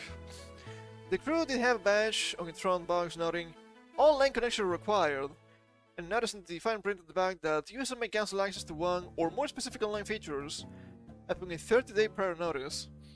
While the results of notices are legally sufficient, will likely be put to the test in the EU list after the Stop Killing Games petition passes its final deadline at the end of the month. And this is, once again, a cesspit of hatred and lies. Because they say the company provides information regarding the game and how long the game can be played. That is not actually what's happening. They will tell you, with at best a 30-day prior notice, when the game is going to die. You don't know when that's happening when you buy the game. So do I have to assume that when you buy a Ubisoft game that says online connection required and Ubisoft may cancel access to one or more specific online features, that whatever I'm buying, apparently a license, is going to last just 30 days? Because that could happen, at best. If I had to assume that, I'm not gonna buy anything that's from Ubisoft. Because if this was happening, if they told you exactly how long the game can be played, if you got the box for the Crew, for example, I'm saying the Crew and I know this is not what happened to the Crew, I'm just giving an example. Let's say the Crew 15, a game that doesn't exist probably. You get the box and it says, oh, the game is going to die. Sure, why not? February 14th, 2026. People like, oh, I'm supposed to pay full price for this game? It's going to die in less than a year? Yeah, that seems like a bad idea. That would never happen, because they would never sell.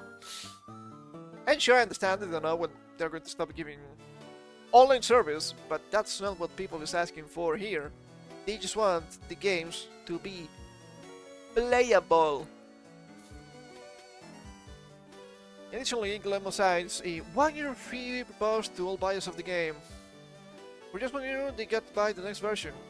As GameFile notes, this appears to be in reference to the big sale on The Crew 2, which ran across digital marketplaces in 2024, bringing the price down to €1, $1. They're about the same, right?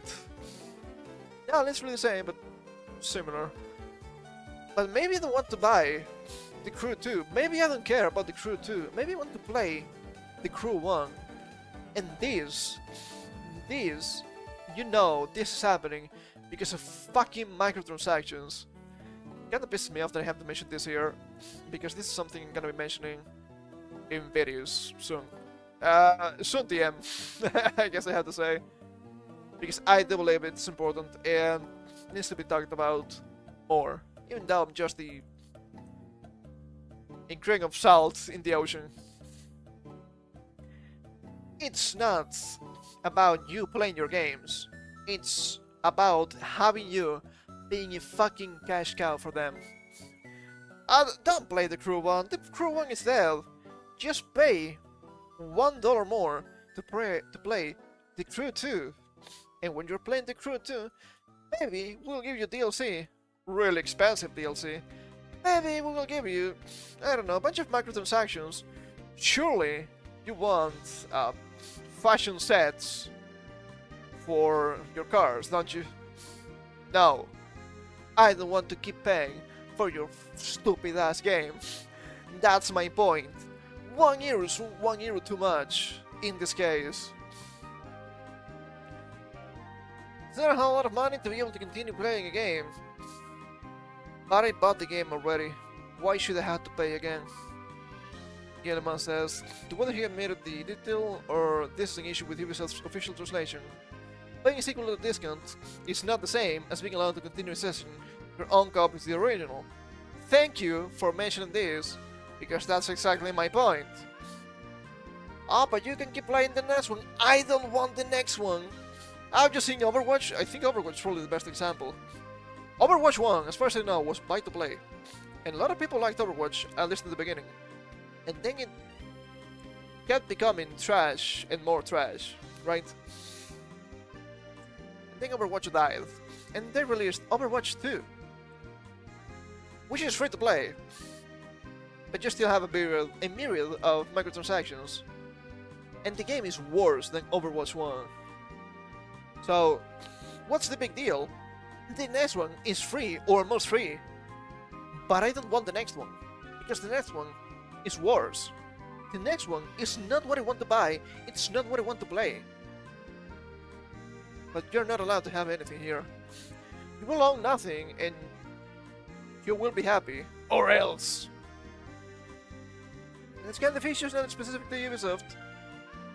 Yes, Stop Killing Games is not only targeting you, it's a general petition, because it's something so pervasive in the industry that needs to be addressed.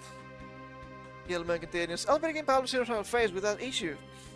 You provide a service, remember this, gonna be on the test, but nothing is written in stone. At some point, the service may be discontinued. Nothing is eternal, and we're doing our best. Excuse me. And we're doing our best to make sure that things go well for all players and buyers, because obviously support for all games cannot last forever. Do you know that back in the day, games used to be offline? Whoa! Technology is amazing, I know. It is, of course, true that no game can be supported forever, but forcing companies into perpetual updates isn't what Stop Killing Games is trying to do. As the campaign's FAQ notes, the goal is to get publishers to implement an end-of-life plan to modify or patch the game so they can run on customer systems. Yes, that's it. And people would say that just being able to play alone offline would be more than enough, even though I do believe you should be able to run your own servers at that point. Even after a server shutdown, that notion is at least somewhat sympathetic to Ubisoft, since the company has already announced plans to introduce an online offline mode for the crew too. That's because of litigations about the crew 1. So just to not lose more money with legal issues, and just let's just add an offline mode before they get harassed again. It doesn't help the original crew though, or other dead Ubisoft games including X Defiant. And you may think X Defiant is a trash game, but if you like it, or if you bought it, or if you are a player in any way, shape or form, you should still be able to play it. Life is bang for a piece of software. Whenever the server is competent, eventually services may be discontinued, because eventually the software may become obsolete over time, Guillermo explains. I don't think in-game servers are obsolete or anything. It might not be worth it for you to keep running them, but they're not obsolete. Not stills become obsolete 10 or 15 years down the line. They're no longer available. And that is why we released a new version. And so we have version 2 and then version 3. But clearly this is a far-reaching issue, and we're working on it. Well, that's a problem. That's a problem. That's a big problem with Ubisoft in general. They keep conflating goods and services, which is bad, which is wrong, because they're not the same. Good is not the same as a service, for obvious reasons. And I do not believe that games should be services, even though live service games are so prevalent nowadays. They should just be goods, they should be products. The thing is, yes, if you buy a physical item, like in this case, a tool like a hammer, let's say a hammer, it may break down the line, sure, but it broke because you used it. It was not the hardware store coming to your home and telling you you're not allowed to use that hammer anymore. And that's what happened with games. Sure, I have Gen 1 Pokemon games. I don't even know if they work. But I own them. And if they stop working, maybe they're just broken. Maybe I just need to change the internal battery and all that. But they just broke because they're owned for overuse or some other reason that can arise. Not because Nintendo came to my house and told me you're not allowed to play your Game Boy Gen 1 Pokemon anymore because we released this on a different store and now you have to buy it in that store. That didn't happen. They didn't take my games when they released the Kanto remix during Gen 3, okay? That would be preposterous, because despite Nintendo's flaws, they were, until recently at least, selling you products. And that's the whole point. I'm not saying that my physical cartridges should last for 1 billion years. That would be difficult to achieve, but understand that once I have my physical game, that game is on me. The company, it's not gonna come here and tell me, yeah, you cannot play that anymore. We're gonna take it back. That's stealing. So what they're doing here, it's quite literally stealing. And there was also this tweet from more than a week ago, which I find extremely funny.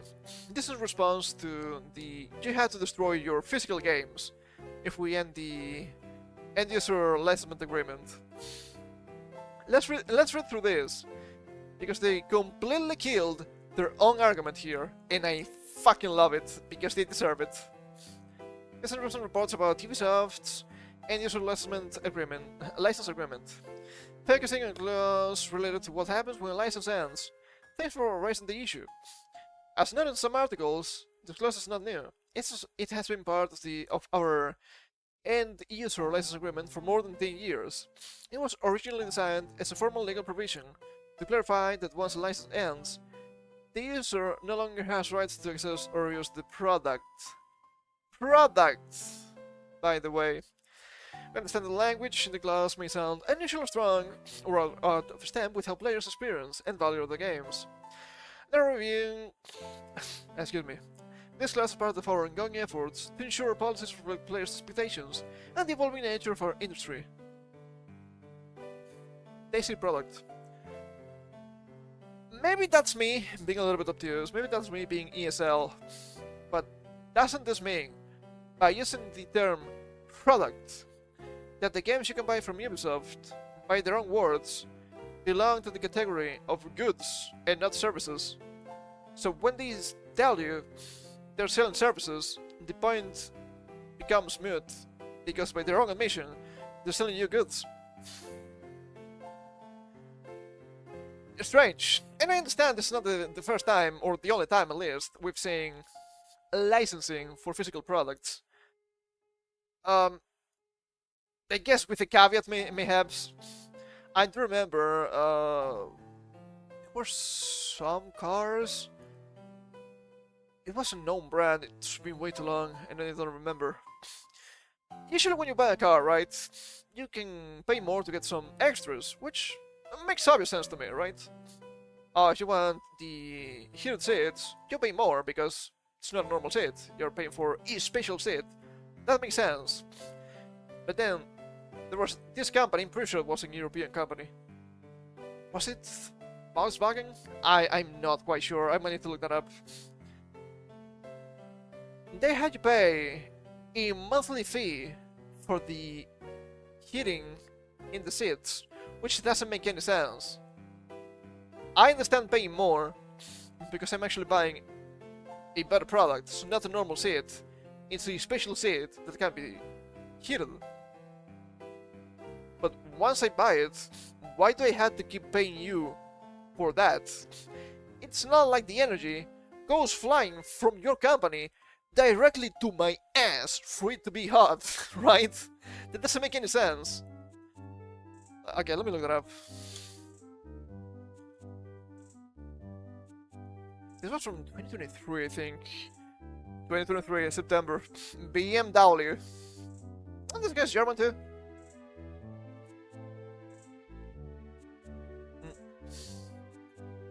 It was BMW.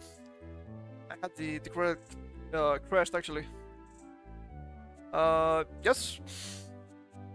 Huh! That's funny. Look at that. Founded March 7th, 1916. Do you know that March 7th is my birthday? How did that happen? Well, I'm not a BMW. I can tell you as much. That's really funny. And there's also this article here. We have an archive. I'm sorry, Games Trader. I clicked on you once. For today, that's more than enough. This is also from yesterday, I think.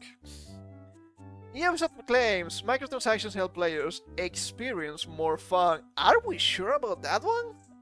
I don't think that is true. And I think this archive is a little bit scuffed, so we might have some trouble navigating this. There's so many opportunities for leisure in the summertime. You can read at the beach, slurp up some Italian ice. Italian ice? Italian coffee, maybe? I have no idea. I wouldn't be drinking ice, okay? Maybe eating it. But you have to admit, complete microtransactions is much more versatile. Are these guys actually running defense for Ubisoft? I wouldn't be surprised, sadly. It's all season entertainment, right? Paying more money for a game you thought you already paid for? Rainbow Six and Assassin's Creed developer Ubisoft seems to think so, telling investors in its most recent annual financial report that monetization within premium games makes the player experience more fun. Just paying, not playing. You should keep playing if you want to, okay? That's me talking. Just pay again. Is this like a fucking casino? It feels like it, holy shit. No wonder gadgets are so prevalent nowadays. This is always optional, Ubisoft stresses, but players like to pay to personalize their avatars or progress more quickly. No citation given, by the way. I don't think that should be allowed. Pay to personalize your avatar? Maybe. Why is that something that you can not unlock in the game? I don't understand. Pay to progress more quickly? There's nobody in this world aside from the 1% of giga whales to tell you, yes, pay to win is good actually. No. Life is already pay to win. I don't need more of that in my video games. I think it's supposed to be like the sidebar here. Yeah, it's Palazzo, right? It's not that Ubisoft decided to inform its investors of that fact, but maybe it should alert the sexual players next. Okay, they're not sucking them off, thankfully. Online game communities are full of screaming spirits that only still walk the earth to punish us for our microtransactions, and to them, Ubisoft is one of the industry's major offenders. I'm not so sure anymore. Have you seen Capcom? Have you seen Bandai Namco? Holy shit. I mean, I don't mind having free downloadable stuff from the likes of Tales of Symphonia. Wow, look at that! 3 levels! Man, if you want to start in hard difficulty, sure I guess. Why do I have to pay for those in the newer titles? Quote unquote new titles, because Tales of Graces is not actually that new, it's new on Steam, but the game's from like 2017 or something like that. Why do I have to pay more to trivialize the game? It's ridiculous. You are paying more to play less. It's insanity to me. From Sweet Potato, I think I've seen this guy on the Twitter. Assassin's Creed Shadows unfortunately has a microtransaction store, temasing Origins, Odyssey, and Valhalla. Isn't Assassin's Creed Black Samurai a single-player game? How crazy can you be? Holy shit! And speaking of Tales of, I could understand some outfits being paid, because some of them are actual clothes, and I do believe that clothes might have some monetary incentives.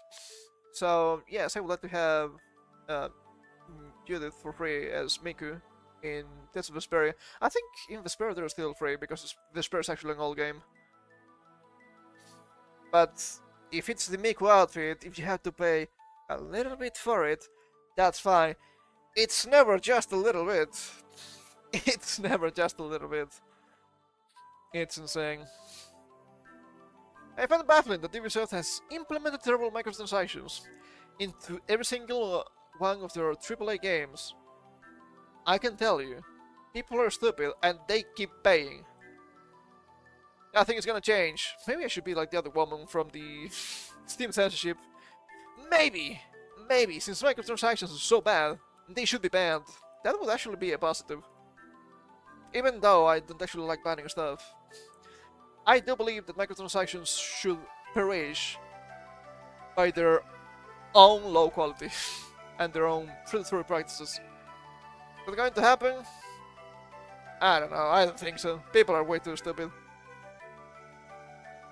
Says a Serbian Reddit thread with over 2,000 updates. But literally almost every single AAA title they've released for nearly a decade now have turned their games into these absolutely horrifying amalgamation made of grid, dollar bills, and copy machines. Even copy machines, what the hell? That's weird. How about the microtransactions? Thread to a Steam user in the discussion page for Assassin's Creed Yasuki. I can understand when companies start paying a ton of microtransactions. Yes, because it is, to some extent, false advertising. You're buying a game and you think you're buying the complete experience, but suddenly, now you have to buy all of these passes for the actual complete experience. Well, fuck you. I can understand buying DLCs that actually give you more content. Once again, why do they have to be so expensive? Dragon Ball Daima for the Kakarot game, $35? Don't you think that's a lot? I don't think it's that long. I couldn't check that out actually. It's rolling how long to beat. I think the DLC is separate.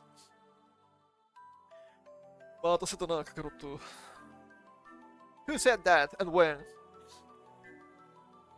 Okay, let's see. Oh, didn't have times yet. But as we can see, the Bardock episode, completionist, 7 hours, shooting average of 4. The 23rd World Tournament, the one against Piccolo Jr., main plus extra, 4 hours. Goku's Next Journey, the one with Ub, completionist, 4 hours and a half. And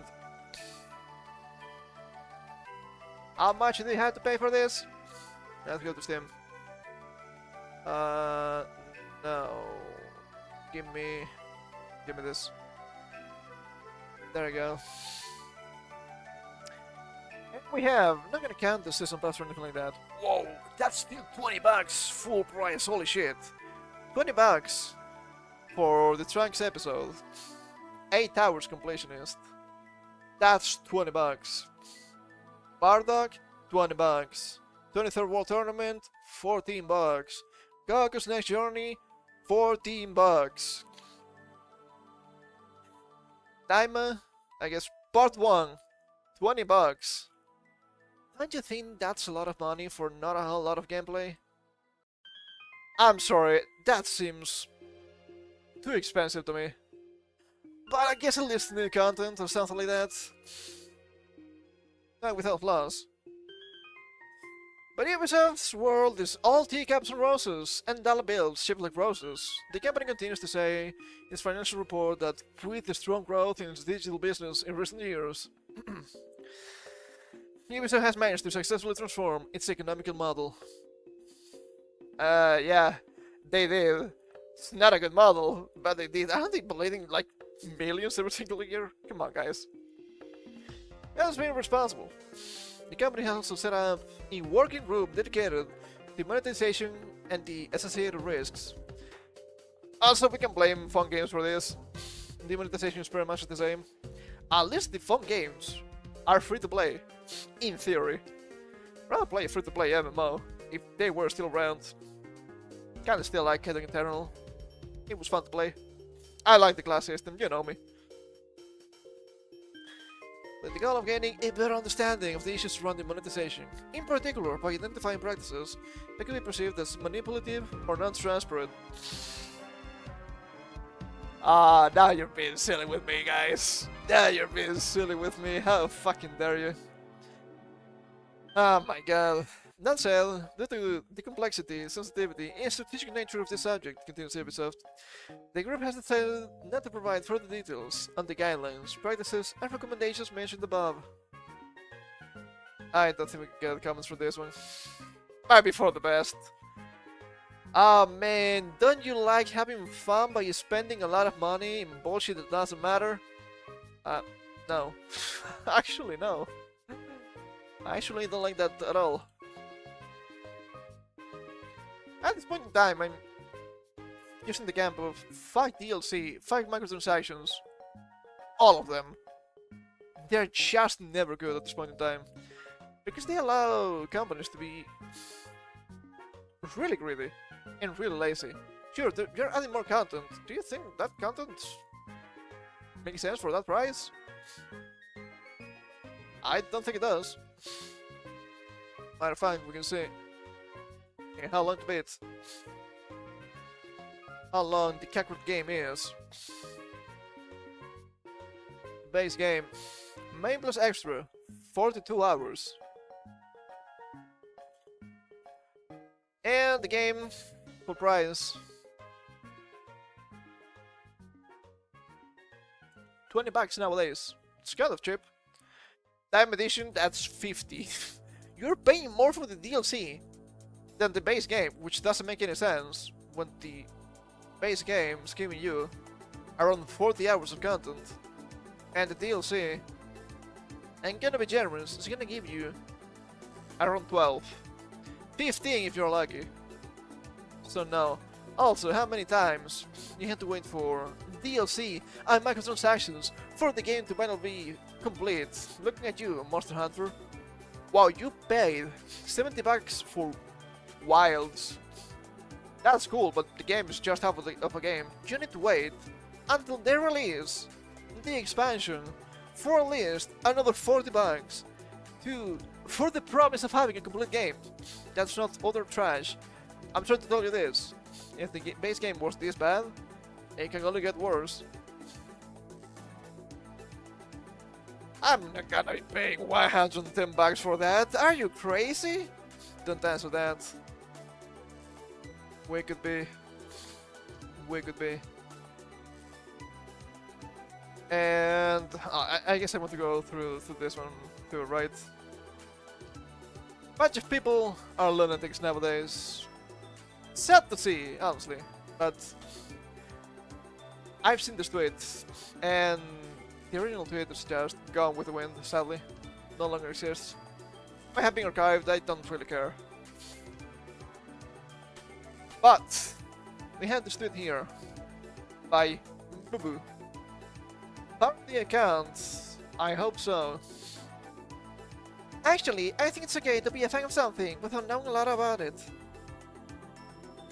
I'm sorry, but no, you cannot be a fan of something without knowing a lot about it. You might like something while not knowing a lot about it because you might like the aesthetics or the characters or the looks of things or the hype moments you've seen on TikTok.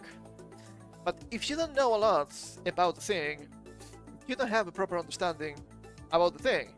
And if you don't have a proper understanding about the thing, you cannot be a fan because you cannot like the thing for what it is. You can only like, at best, the idea you have of the thing, but not the thing in itself, because you don't know anything about it. So no, you cannot be a fan of something if you're ignorant. I'm sorry. I think it's pretty obvious, and I guess the best example of this would be Persona fans. Holy shit, those fuckers are so annoying. And then years down the line, they finally play the games, and they realize, oh wait, hold up, this game is different. This is not what I was expecting. What do you mean? The protagonist of Persona 3 can actually get really flirty with his teacher. That's one. Why heckin' pedophilia, man? That's not allowed. Hilarious. Extremely hilarious to me. What can you say? And that shows that even though they call themselves fans, since they don't know anything, they're no actual fans, because they're just ignorant. That happens a lot. It's been happening a lot for, God, way too long. They're trying, some people, younger people I assume, trying to find their place in the world through fandoms, but not because they like the thing the fandom is about, but because they like the idea of the fandom existing and them belonging to the fandom. It was hilarious. It was hilarious how all of those huge Gura fans finally watched Saba. Oh my god, what is this? It's so boring. It's so bad. Look, how dare she be a lolly? She's promoting the heckin' pedophilia. Have you never seen Gura? What are you talking about? It takes a lot of effort to actually be a Gura tourist. Dare I say, a legal immigrant. She wasn't streaming a lot since late 2022. You had years to catch up on VODs. What are you doing, man? Stop being a fucking clown! Oh my god, man. Oh my god. And it was hilarious. There was also a small indie tuber. I think I mentioned this before, right? A couple of weeks ago. She debuted in like early 2022 or something like that. And she was like, I didn't know what a good it was until a week ago when the Saba thing happened. And I'm like, okay, sure. There are big tubers out there that I may not know a lot about but I know their names, at least. How is it possible, you being an English-speaking tuber, not knowing anything about the queen of English VTubing?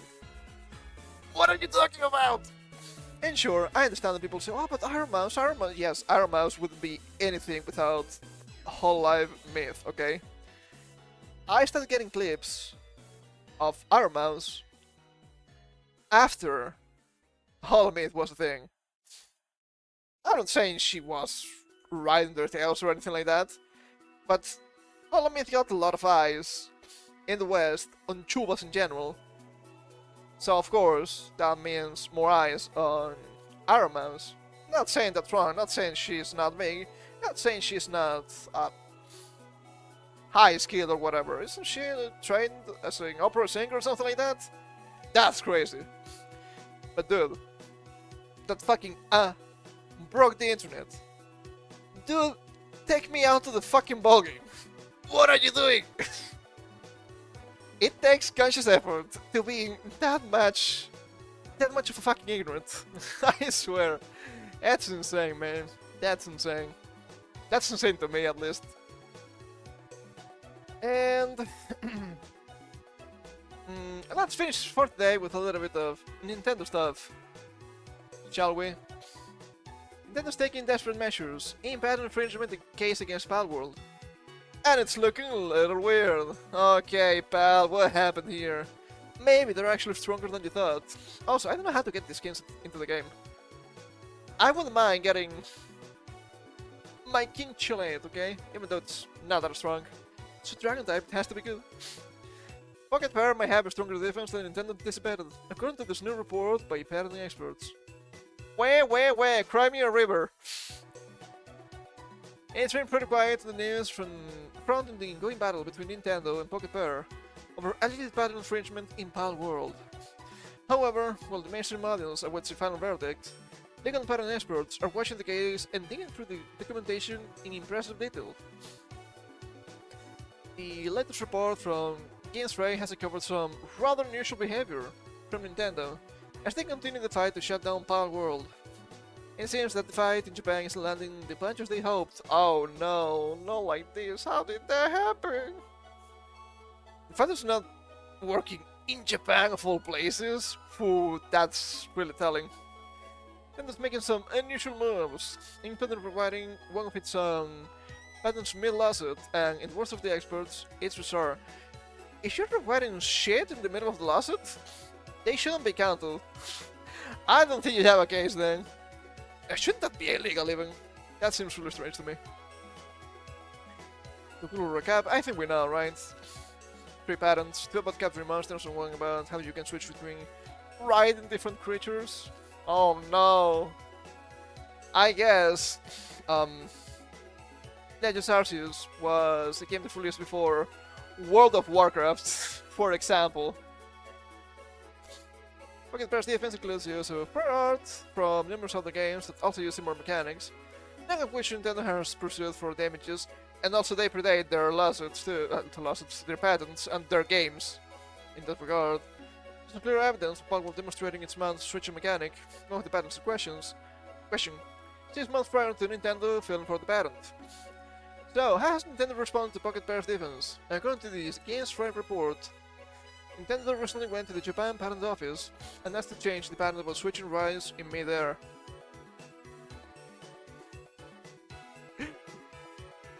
Is this a Mafia boss? It feels like it. God damn.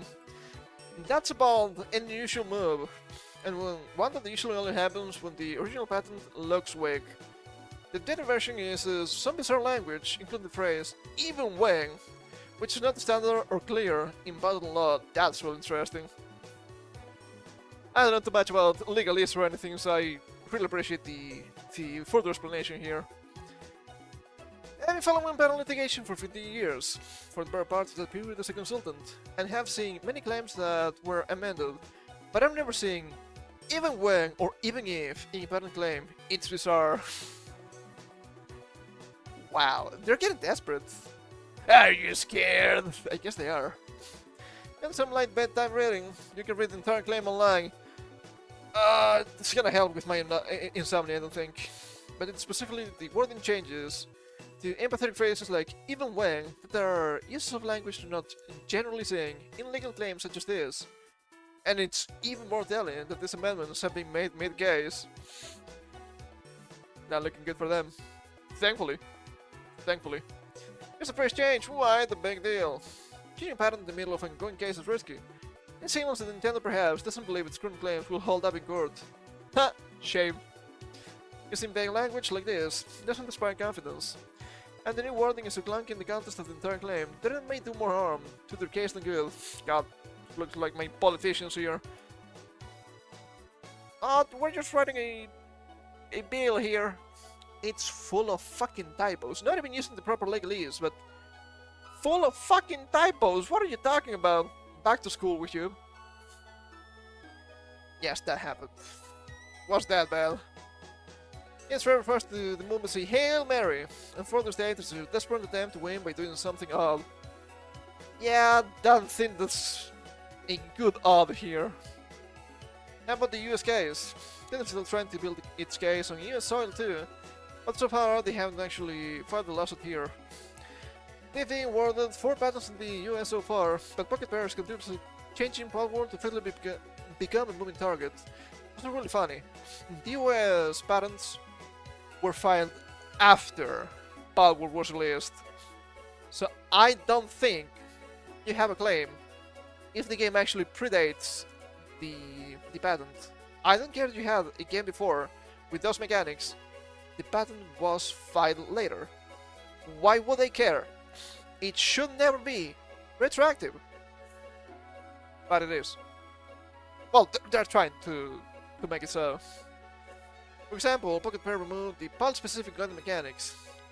You can no longer switch between mounts on the fly, and they removed the ability to throw pulse spheres to summon capture pulse. This is such a fucking pain in the ass, dude. It's so bad.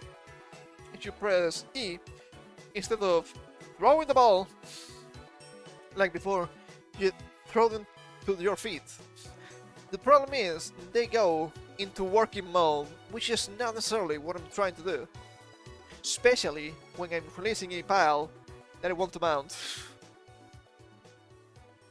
The more changes Palworld implements, the more useless Nintendo's patent claims become. The Nintendo appears to be tweaking claims in the hope of tailoring them to whatever version of the game comes next.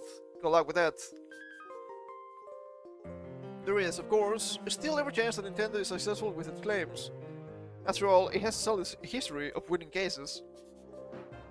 God, this rabbit looks really weird. Oh, I understand. It's a Trevor rabbit looking from the front. That's so weird. However, the company's goal may not just be impacting Palworld, but scaring off indie studios from making games that feel even remotely similar to Pokemon. There are many Pokemon clones on Steam. Thing is, not a lot of people know about the fuck is Coromon. Isn't that a Digimon? And the previous form of Agumon? No, Coromon with a C, not with a K. What the hell is that? So yeah, they're not scared of them because they're small. They're scared of Palworld because it's big. Even then, even when Palworld is not really that similar to Pokemon games. Aside from some of the designs being obviously inspired by Pokemon designs. Now, as you've seen from announcements becoming Animo, that tactic doesn't seem to be working either. But what do you think? Is Nintendo right to defend its patents this aggressively? Is it another case of trying to stomp out the competition into the second one? Because some of these patents came after the fact, so yeah, that's really weird. Are these kinds of legal fights protecting IP or killing creativity? Let me know in the comments. It's not necessarily killing creativity, it's killing competition, which is also a big problem. Nintendo has been stagnant, at least with Pokemon games, for a long time, for far too long, I'm afraid. So if the games are not that great, surely you want competition. But they don't want competition because they want to keep releasing shit, which is really bad. But I guess Nintendo can have some small W's from time to time. They sell the movie cast to British actors from lead roles. This guy's gonna be Link, this girl's gonna be Zelda. So no hand to shave here, that was just a pure stunt. Even though the worst people in existence believe that thing should be Zelda. I cannot scroll here for some reason. I don't know what happened. I wasn't going to go through this anyway. I don't know anything about these kids. They seem to be new blood. I do agree this is probably a good idea. Many of the established actors we have nowadays are good fits for any of the roles here. I guess he can be a pretty decent Zelda. This guy, he looks better here than the other images that's floating around. He looks young enough. I think this can work. Do I think the movie's gonna be good? Probably not. Let's be real, probably not. That's fine. I will need to see them both actually encounter to make a proper assessment. But it's not terrible what I'm saying here. But of course, the most annoying people in this side of the galaxy are being extremely annoying. Some trans activists are outraged, demanding a trans actor for the Zelda live-action film. They mentioned they wanted somebody about 17. After Schaefer's almost 30. Also, if you look at that guy from the side, which is not a good image, who might have one here, I don't think they do. Looks like James McAvoy. I'm not even joking. The dude from the side looks like James McAvoy. Well, I don't think James McAvoy looks like Princess Zelda. That's really strange. And of course, this is fucking Brianna Wu of all people complaining. Trans mob blast Nintendo for casting a woman starring Legend of Zelda. What a strange thing to say. I'm sorry, this is silly. If anyone was ever born to play Princess Zelda, it is Hunter Schafer. I don't know about that one, man. I don't know about that one. You might be too deep into the Kool-Aid. And I've seen a lot of fan tweets about it, right? Like this reply here. Isn't Zelda the dude? Why didn't Hunter get the role? Look at this funny guy. No, fellas. No. Zelda.